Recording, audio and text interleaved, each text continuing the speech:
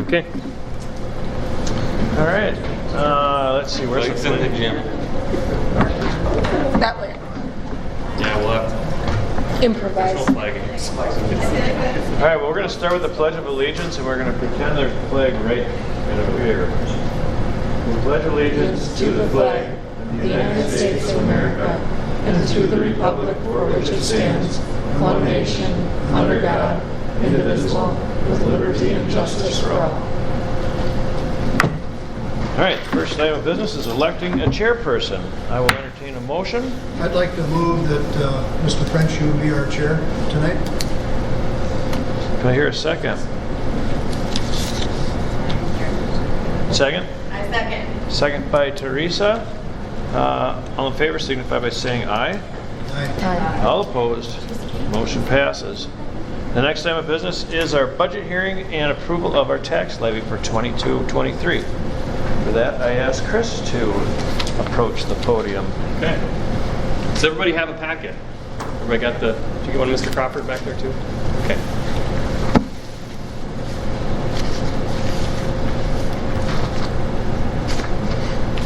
All right, so inside of the informational packet, get to page 7, and just an overall big picture summary, just to see, what everyone wants to know is what is the levy going to be, what's the dollar amount, and what's the mill rate. So I'll put that there on the front end. So the different funds. Fund 10 is our general fund, and that's where the most of the local tax goes to. And then Fund 38 and 39 are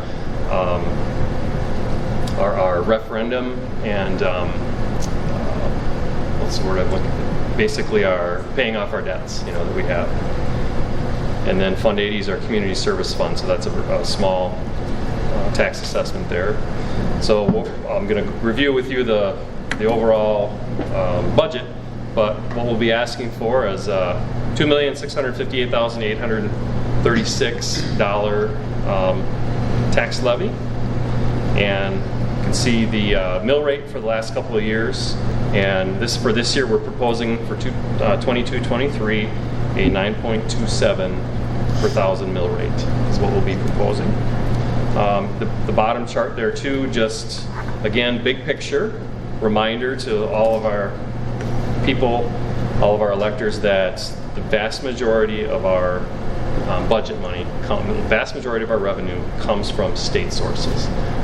We are a district that does not have super high property values in total, and so with the equalization aid formula, the majority of our money comes from the state. Does anybody have any questions on that overview? So if you turn the pages, the first fund is Fund 10 is our general fund, and that is the largest one. So the first page, if you look on page 8 there and spilling over into page 9 a little bit, is our revenues, our revenue sources. There's a lot of detail on this page. So I guess what I would propose and ask to the crowd is I will give a very broad overview, and then I want to open it up to questions, and that way I can tailor it to whatever it is you want to know and what you may want to learn or find out. So, but under general fund 10, multiple revenue sources, local sources, state source. If you go down to the fourth category there, 6.157 million. That's our biggest source. And again, our general aid of $5,225,000, that comes from the equalization aid formula. Other state revenue comes from the per pupil, the $680,000. Those are the two biggest, two largest chunks of revenue that come from the state. We do get some money from the federal. As you saw on that last summary page, about 2% of our budget comes from the federal. So when we hear a lot of talk on the news media about the federal influence on education, really they fund a very small percentage of our education here. If we turn to the next page, on page 9, midway through you can see the total revenue, $8,545,866. And then underneath that is the Fund 10 expenditures. And this includes the vast majority of our expenditures, again, for personnel, curriculum, and everything. And what we are projecting, or what we are building here, is a balanced budget. You see our total expenditures matches that $8,545,866.01. Mrs. Karnick and I couldn't get that 1 cent to go away out of the book, so I guess we'll be 1 cent in the negative. So we couldn't get that in the program to make it go away. So, any questions in general on Fund 10? Anything in there that you want to ask what it is or what it means? Or?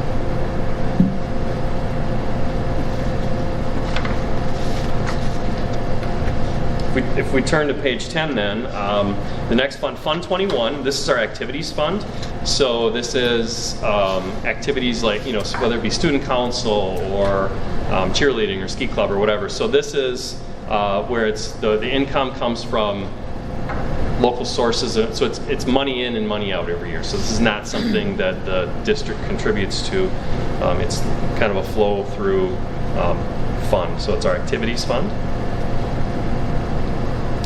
The next one, Fund 27, is another rather large fund. This is special education. And you can see we spend about $1 million on special education. Special ed, you notice if you look at the fund balance, the first two lines, beginning and ending, every year it has to be zeroed out. So you can't carry a fund balance in Fund 27. And then the other thing to note on there is the third line down where it says $640,000 transfer in. So every year, the special ed funding that we get from the state and federal does not cover special ed costs. So every year we take, this year it's $640,000 out of Fund 10 and we transfer it in to Fund 27 to pay for special education costs.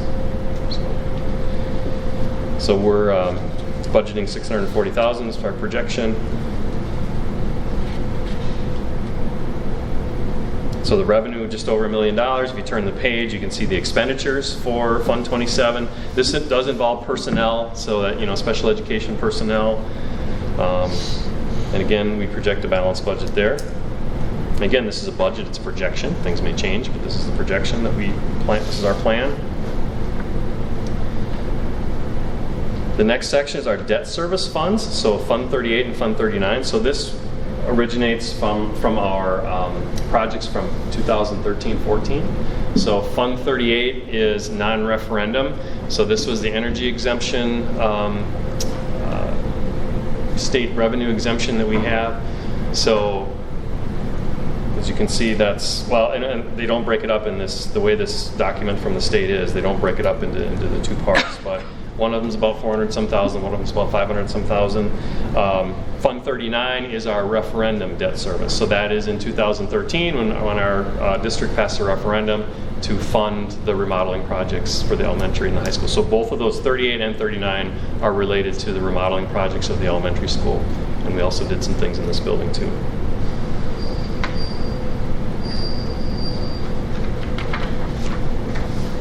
Any questions about 38 and 39?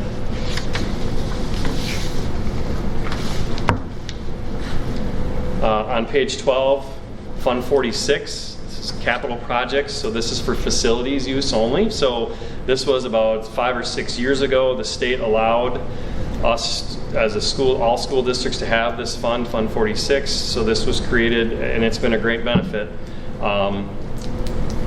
With public financing at the end of the year, it was kind of the use it or lose it by the end of the year, especially for a district like ours that's highly funded from the state. So if you left money on the table and saved money and put it in your fund balance, you would lose that revenue then the following year from the state. And so we were always in the mode of we need to spend all our money down at the end of the year. Well, this Fund 46 is a really useful tool because now if we do have a surplus, if we're fortunate enough in June to have that surplus, we can put it into Fund 46 and it does not count against, it counts as being spent, or it doesn't count against your revenue for the next year. And so it's a savings account. The catch is you must use it for facility improvements. So, of course, all schools have facility improvement needs. So over the past 5 years, the board and Dr. Ernst started that fund up 5 or 6 years ago, and that's what allowed us to re-roof this high school this year for $1.7 million without having to go to referendum. So, You'll notice a large ending fund balance in there, and what that is, that carryover. So we are actually, some of that money's already spent. So the roofing project, we're still paying that off as they're finishing it up. So most of that fund balance that got carried over to 22-23 is kind of already spent. So so that starting fund balance will be going down.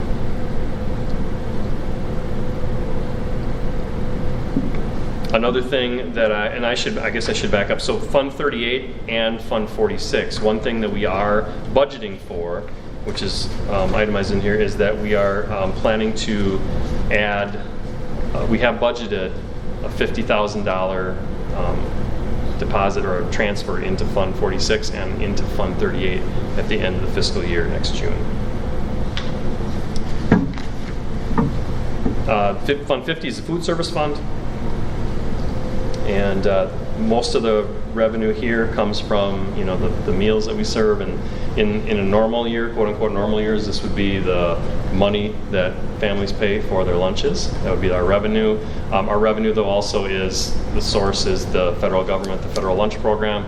You know, we get reimbursed so many dollars or so many cents per meal that we serve, and so that's our source of revenue.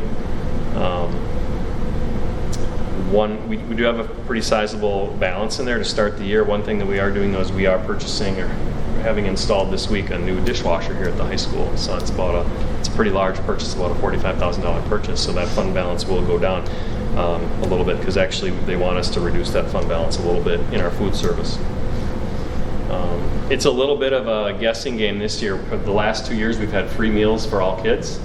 And so we're going back to normal now this year, where people have to pay for their lunches. However, so it's hard to project if we're going to have, you know, fewer kids taking breakfast in the morning, fewer kids eating lunch. Also, they raised the reimbursement rate from the federal government, so we will get more money per meal. So it's really kind of a tough guessing game with the food service fund for next year. Any questions on food service? Fund 60 is the scholarship fund. So again, that's local dollars. The district doesn't contribute any tax dollars into that. That revenue comes from contributions and donations from the community over the years, and that fund balance comes from that. And this is, again, money in, money out, typically every year. The operational expenses is a small amount. That's literally like the mailing and the postage and the things that they do to do the drive for the funds.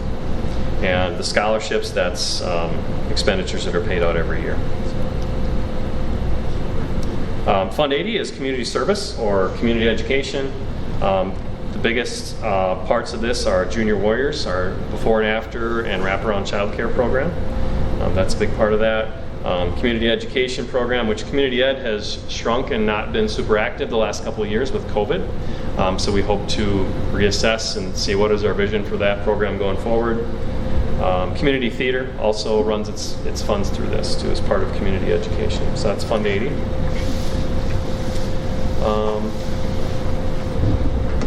We turn to page 13. This is basically a summary of the whole budget.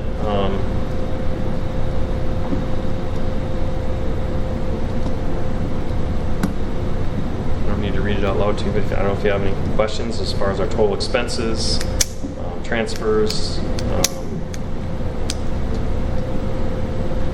So if we get down to the part where it says proposed tax levy, this is kind of the important part. So you can see, so this is that roughly 20% portion of our overall budget, all funds together. This is our overall budget, that roughly that 20% of that we levy with our local dollars. The rest of it comes from state and federal sources. So you can see 1.665 million going into the general fund, Fund 10, 460,000 and 517,000 into the respective debt service funds. And then the community service fund, we are levying $30,000 for that.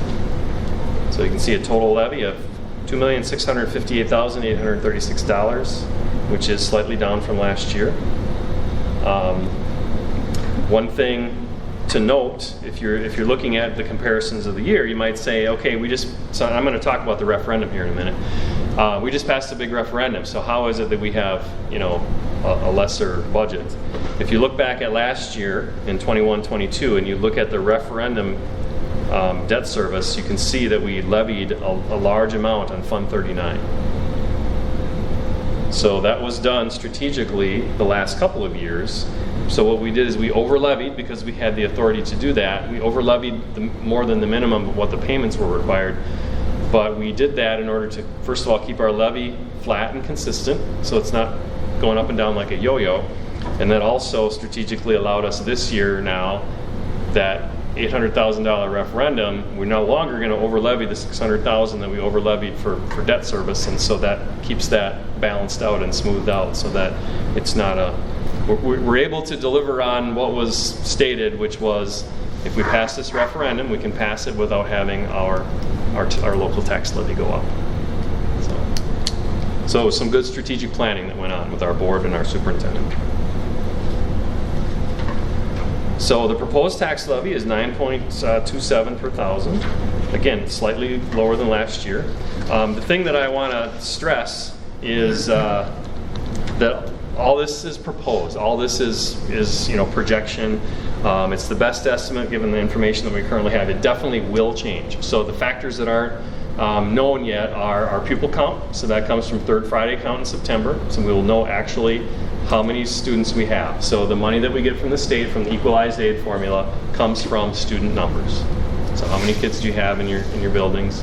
That is, it's calculated into a formula that's averaged over the past 3 years. But still, that number is the number that we need to know. What is our pupil count number? Another thing that we don't know right now is open enrollment in and out. So the numbers that you have in there are the worst case scenario projections as far as open enrolled out. We count all of them. We assume that they're all going to open enroll out. And the open enroll in are the ones that, most of them are kids that are already attending here. We are pretty confident they're coming back. But still, we don't know exactly what those open enrollment numbers are going to be in and out. And then we'll get our actual state aid's final calculation. That won't come until October. And then also the official property value, we'll get that here like mid to late September. We'll get the official numbers. So when building the budget, we use conservative estimates, and again, it's definitely some of it. It's definitely going to change. But this is what we are proposing right now, and we'll make the minor adjustments that we need, and that will happen in October when we'll finalize, and the board will approve the final budget. But it should be very similar to this. So, a couple other key points I'll come back to. But does anybody have any questions about anything so far? Anything that you wanted to talk about that you saw in the paperwork?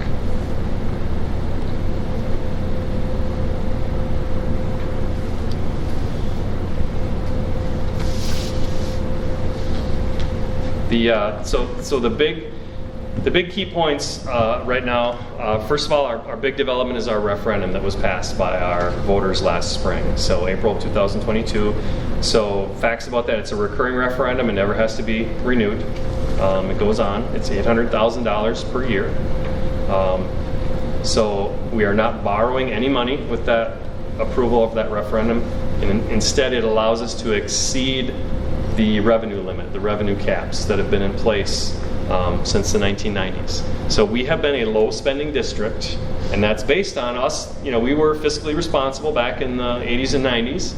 And so we, all the growth since then has been based on where you were in 1993, 94.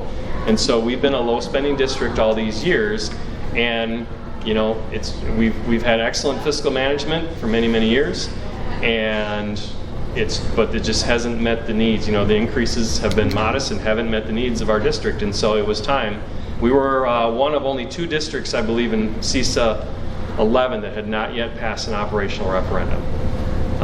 So we held it out this long, but I think this is just a huge thing for Clear Lake to put us in a better situation going forward. So, able to budget a flat mill rate that doesn't make our local levy go up. Other important things about our budget that are notable, current factors that are important. We do have declining enrollment. So we're estimating that our enrollment is going to go down a little bit again next year. When you flip pages later, you'll kind of see our numbers at the elementary school are kind of small. What's kind of driving that is right now we're negative on open enrollment. We have more kids open enrolling out than in. So that's something I hope that we can reverse in the coming years. We also have a large number of homeschool students that comes directly from COVID-19. When I look at our numbers of students prior to COVID, and then during the the 2021 school year, we had a lot of families that chose to homeschool, and a lot of them just haven't come back. And I think we're seeing that all around K-12 education, not just in Clear Lake. But that's, those are some of the things that are helping to drive that a little bit. So those are some things I hope we can turn around in the future. Again, the other big factors, positive factors, we got the referendum, we've got the additional $800,000 a year, and we also have, for the next 2 years, we have more federal COVID relief funds that we need to continue to spend. Okay, so that's one-time money though, so it's really hard to use that in your budget in a way that is sensible. You don't want to hire staff with that because in 2 years the money goes away. So sensible uses of that money are one-time purchases, so curriculum purchases, technology purchases, professional development and training for our staff. So that is, kind of what our strategy is going forward, is to try to use that money and infuse it in ways that will give us an improvement here in these coming couple of years, and use that money and put it to good use, even though it's one-time money. So, questions? Comments?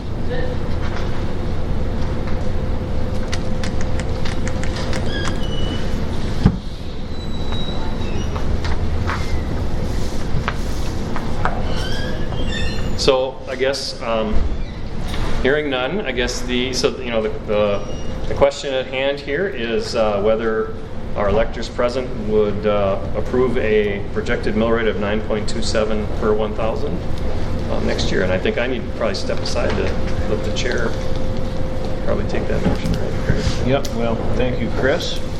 Anybody have any questions regarding the budget? As Chris had stated, we've had a number of superintendents do a great job being conservative with what we've done here in Clear Lake, and now that we've got this referendum, Chris didn't point this out, but a lot of that money is going to go towards our wages, and that opens up a lot of doors for us, including keeping some of our doors from closing. So anyway, that being said, then I'll entertain a motion to set our mill rate at 9.27.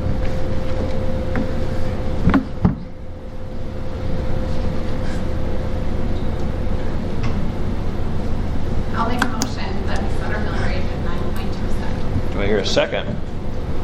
I'll second. It's been properly moved and seconded that we set our mill rate at 9.27 for 2022 and 2023. All in favor signify by saying aye. Aye. All opposed.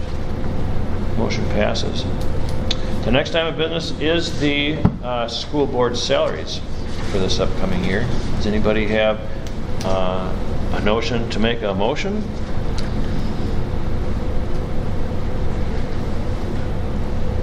Go ahead. I recommend we maintain the policy we've had over the past, 4 or 5 years. School board salary connected to ongoing education for our board members, as it's been stated before. Do I hear a second? I second that motion. It's been properly moved and seconded to approve the 22-23 school board salaries as stated. All in favor signify by saying aye. Aye. All opposed. Motion passes. The next item of business is the consent agenda, and in the past what we've done is listed them all and passed them all as one. And if there are no objections, we'll do that again this year. Under the consent agenda are item A, authorize the operation of a school lunch program. Item B, authorize the provision for student insurance. Item C, authorize reimbursement of school board members for expenses incurred. Item D, authorize the board to transport students. Item E, authorize the prosecution of defense of any school litigation. I will entertain a motion. I make a motion to approve the consent agenda. Do I hear a second? I'll second. It's been properly moved and seconded to approve the consent agenda. All in favor signify by saying aye. Aye. All opposed? Motion passes. The next item of business is the state of the district. We'll get to hear first from our superintendent with our superintendent's report, Mr. Peterson. Okay, so thank you. So just to give an overview of just overall things to think about. So we'll talk about facilities first. So I mentioned before that over this summer, our big project that's been ongoing here at the high school is the roof project. It's nearly complete. There's still a few things. They're waiting for some material, I think, to do the last upper portion of the roof to get the flashing on there. And again, that was completed without any need to go to a referendum. And even with some contingency to do some extra fixing up there, we're going to come in $8,000 under budget. So I believe we're actually going to save $8,000 from the proposed cost. So that's a huge thing to have done. Again, that's a 40-year warranty roof. So the elementary school also has the same 40-year roof, and that was put on in 2014. So from a facility perspective, we're set up for a great situation to not have to deal with those issues for a while. We also had a project at the high school, the office this year with some repair and remodel that was needed. We had a water leak that was discovered last spring that caused some damage and some leakage and mold up into some sheetrock, so that was torn apart. Some bathrooms were repaired, some tile work, some sheetrock work. Used that opportunity as something that we had been discussing was doing some remodeling and changing in the office and the workroom and the faculty lounge. So also did that project at the same time with some flooring and some changes in there. So that project just got completed on Friday. And so Mr. Melberg and the secretaries were moving in on Friday, and I think are fully back in, still unpacking and arranging yet today, but happy to be back in their workspace after being homeless for about a week. So our custodial staff, as usual, has been hard at work all summer. Our football field's in great shape with the drought. They were watering it. Grass is in great shape out there. Buildings are clean. The deep clean that was done. Gym floors we finished. All those kind of summer projects were completed. Personnel, this is interesting. So we had, by my count, 27 openings, whether it be teaching, administration, support staff. 27 different openings. We have approximately 100 employees. If you count every single employee in the district, about 100 employees. So that's 27% of our positions in our district turned over this summer. So that's, and we were close to that last year, about 25% last year. There was some extremely creative thinking that was used by our principals and our entire team to fill all those positions. The thing that I'll come back to, and I'm glad Mr. French you mentioned this, our referendum was critical to our, I would say, our survival of keeping our staffing this summer. That referendum allowed us in the spring to do a badly needed increase in particularly our teaching staff salaries and boost them up, long time coming. And so it just allowed us to be competitive with some of our neighbors that were stealing some of our teachers, and just put us in the conversation to say, hey, we can be on pretty equal footing here. And then it comes down to a positive culture, I believe, in our district among our staff and our people and our community. And I think relationships, a lot of the people that we were able to hire, there was a personal relationship with somebody on staff or an administrator or something. So I think that was really huge. So we have internally, so we had like 27 turnover here. It's complicated because some people do multiple roles, but just some stats. So we had 7 different people in our district who will be in a new role for next year, whether it be an administrator, support staff, or a teacher. We have 8 people who worked in Clear Lake in some way prior that are either, we got 3 returning to us from other districts, and then we got 4 who are retirees who are going to return and help us out part-time, or a retiree from another district who have worked in our district before and they were happy to come back and help out part-time again. We have someone who was a long-term sub with us last year who's now been hired. So, speaks to an interest in people coming back to Clear Lake and staying in Clear Lake. And then we have at least, by my count, 9 brand new people who are brand new to our district. So again, a lot of creativity was shown by the team this summer. Academic programming, we're continuing as a district to work towards becoming a professional learning community. We're on that journey. Being a professional learning community is a culture and a way of doing things, the way we do our academic program. We can plan to talk more about that at this level. But it's working on our standards and our classroom assessments and our alignment of our curriculum. Working with CISA 11 consultants. Talked about that ESSER money before. We're having more CISA consultant time in our district and professional development for our teachers than ever before, and also coaching support for all these new teachers. Mentioned COVID-19. We're going to start the year the way we finished last year, which basically, if a student has a confirmed positive case or test, they would be out for the 5 days or until they're symptom-free after that. And we'll continue to, if we'll continue to monitor things, and if things are changing, we'll work with the local health agencies, public health, to do the right thing. But we'll start the year with an awareness of that and finishing, starting the way we finished last year.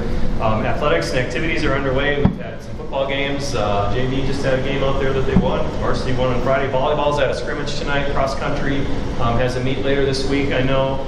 Dance and cheer's been practicing, so activities are underway. We've got several things, other things coming up. Camp Junior High is tomorrow. I won't say much more about that, steal Mr. Melberg's thunder. And a lot of just our usual summer updates. I want to thank, custodial, secretarial, IT, transportation, food service. They've all been in here at different degrees over the summer, getting ready for the school year. I want to give a personal thank you, especially to the district office staff, Mrs. Karnick particularly, and Mrs. Nordby particularly, supporting me as I transition into that role. And Mrs. Roble at the elementary school, who really was a huge support as I transitioned out and is helping Mrs. Anderson transition in. Our entire admin team, Mr. Melberg starting his second year, Mrs. Anderson, no stranger and a familiar face here in Clear Lake, but in a new role. It's been a great, start to us all working together already. Over the summer, our audit was completed successfully. We'll wait to get the audit report again. Largely overseen by Mrs. Karnick, and a credit to her for that success. Lots of professional development over the summer for myself as new superintendent, for our principals. Talked about the professional learning community. We had a big conference where we had 17 different staff members attend that recently. It was awesome. We've got RTI Academy. We had a professional development event at CISA for our paraprofessionals, our aides, and a lot for our new teachers and our people who teach literacy. So we've had a lot of stuff going on already in July and August with professional development. So it's been a busy summer. It's been eventful, and we're on a good track here. And I just want, it's a privilege for me to, me being in a new position here, in a new role. It's a privilege to serve in this role as district administrator now, and I'm just very proud of our community and our awesome staff and our committed and supportive board, and especially our students. So I'm very excited to be in the new role. Very excited to get this school year started. Thank you, Mr. Peterson. All right, now the next item of business is our junior senior high principals report. Mr. Melberg. I'll second what Mr. Peterson said about this summer and staffing issues. It consumed quite a bit of our time to put new staff in place. It took a huge team effort to problem solve some of the issues we were facing without any applicants. And I want to thank the staff here who were part of that problem solving and brainstorming sessions to help us come up with ideas on how we can do this. I'm happy to announce tonight that we are fully staffed. And what's even more exciting about being fully staffed is the 4 new staff members that are going to be, when I say new, I'll put that in air quotes because they're all familiar faces, but they bring over 100 years of teaching experience. So even though it's been a battle, we've got a lot of great teachers that are going to be in this building, and we got fully staffed before school started, so that was exciting. The 4 new staff members that will be in this building, Todd Jillick and Christy Niles, are coming over from the elementary school. Thank you, Mrs. Anderson. Jason Sargent returns with plenty of math experience and also as their athletic director. And Kent Hughes is really helping us out coming out of retirement to help us out part-time with our ELA. So very excited to have those people on board. I think we've got a great staff moving forward. And and I think everybody knows this, but the teacher shortage isn't unique to Clear Lake. This is across the country and in Wisconsin all over. I read last week, I know we're a little bit smaller than Milwaukee Public Schools, but they currently have 230 teacher vacancies, and Madison has 175 teacher vacancies, with school less than 2 weeks away. So I'm excited that we're not in that position, and I'm really excited that my energy is now focused on something other than staffing. But we're going to continue to think outside the box, because I don't think this problem is going to go away overnight. But I also think something that has been brought up by Mr. Frencher and Mr. Peterson, that teacher retention is going to be a really big deal over the next 5 years. And thank you to the community and the school board, because last spring's referendum, I think, is going to play a really big role in being able to retain our staff here. Last year, the staff, we took a considerable amount of time talking about the future and kind of the direction we wanted to go. And two things that you're going to hear a lot about this year: character education and problem-solving skills. So a lot of our focus this year will be around those two things. We think it's a really big deal to help our kids with problem-solving skills, and we think it's a really big deal to start teaching character education. We purchased a curriculum called 7 Mindsets that you'll be hearing more about, that we will do on a weekly basis with our 7th and 12th graders. We feel strongly that focusing on those two things, the academics will come when we have our focus there. A couple of things coming up. Mr. Peterson mentioned we've got Camp Junior High, which is our 7th grade orientation tomorrow. We fully anticipate to have 90% or more of our 7th graders in the building all day tomorrow. Gives them a chance to get comfortable, a little more comfortable with the building, with their transition before the building is full. We've got staff showing up a week from today, and students showing up a week from Thursday. So we're going to get the ball rolling. We're excited about it. All right, thank you, Mr. Melberg. And then the next item of business is our elementary principal's report. Mrs. Anderson. We had a fantastic day today with new teachers. We had 6 new teachers at a new teacher orientation today, and a new teacher who's back joined us as well. So 7 new teachers, and the energy and excitement that this group is bringing, I was inspired. It was exciting to just hear their conversations. We are so blessed to be in education right now with the group that we have planned. I call it the dream team because we have so many great people in all levels that are here for the right reasons, to ensure high learning for our kids. I have a laundry list of things we have done, but just a little scenario from the Professional Learning Community Conference in Minneapolis last week, 2 weeks ago. There was a group of teachers that had gone to one breakout session, and when they came out of that session, they were literally running towards me to tell me the things that they want to try to implement for this year. Literally, like all of them talking at once over student learning. So there is so much, and I just want to thank the board and the community for supporting our staff to go to opportunities like this.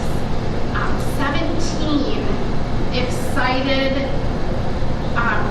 staff members who understand how to collaboratively teach together is going to transform our district. I've already told the staff at the elementary, we're going to be that school that people are going to wonder what's going on, because we're going to be big. Not just in our CISA 11, we're ready. We have so many great consultants coming in from CISA with math, science, social studies, and reading, and that's thanks to the support that you're giving us. And it's all because of the kids. And today, as I was walking up and down the halls and the teachers are at their desks, I said to them, I just want to take all your pictures because it's just, they're all just eager. At the end of the day, we kind of just had a little roundup in the hallway, and we went around and I just kind of talked about each staff member and the gifts that I feel that they're going to bring to the kids. And one of our returning members said, I came back because of this. It's the relationships first. And our